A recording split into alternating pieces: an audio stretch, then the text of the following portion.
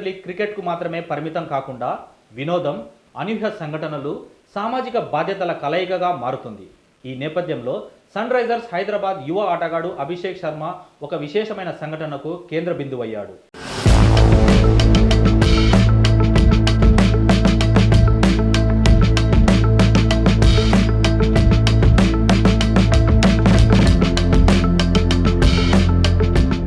లక్నోలోని ఎకానా స్టేడియంలో ఆర్సీబీతో జరిగిన మ్యాచ్లో అతను కొట్టిన భారీ సిక్సర్తో బౌండరీ వద్ద పార్క్ చేసిన టాటా మోటార్స్ కారు అద్దం పగిలింది.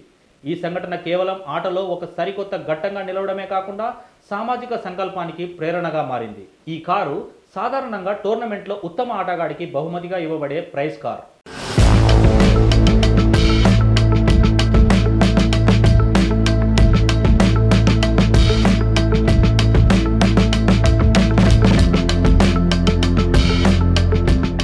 అభిషేక్ శర్మ సిక్సర్ కారణంగా కారు అద్దం దెబ్బతినడంతో 5 లక్షల రూపాయల జరిమానా విధించారు. అయితే ఇది టాటా మోటార్స్ ముందుగానే రూపొందించిన సామాజిక కార్యక్రమానికి విరాళంగా ఇస్తారు. ఐపీఎల్ ప్రారంభానికి ముందే టాటా మోటార్స్ ఓ నిర్ణయం తీసుకుంది. ఆటగాళ్లు కారుకు సిక్సర్ కొట్టి గాజు పగలగొడితే 5 లక్షల విలువైన క్రికెట్ కిట్లను గ్రామీణ క్రికెట్ అభివృద్ధికి విరాళంగా ఇవ్వాలి.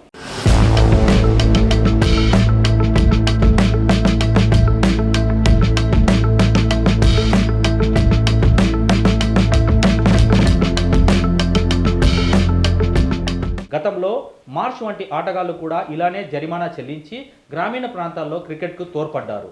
ఈ మ్యాచ్ పరంగా చూస్తే ఎస్ఆర్ఎస్ జట్టు మెరుపు ఆరంభం ఇచ్చింది. ట్రావిస్ హెడ్, అభిషేక్ శర్మ కలిసి మొదటి 2 ఓవర్లోనే 50కి పైగా పరుగులు రాబట్టి ఆర్సీబీపై ఒత్తిడిని పెంచారు.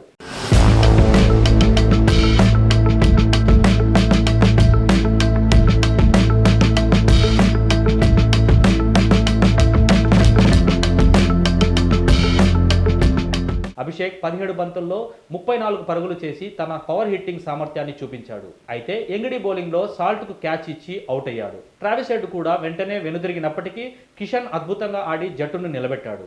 48 బంతుల్లో చేసిన 70 పరుగులు ఎస్ఆర్హెచ్ విజయానికి బలమైన పునాది అయ్యాయి.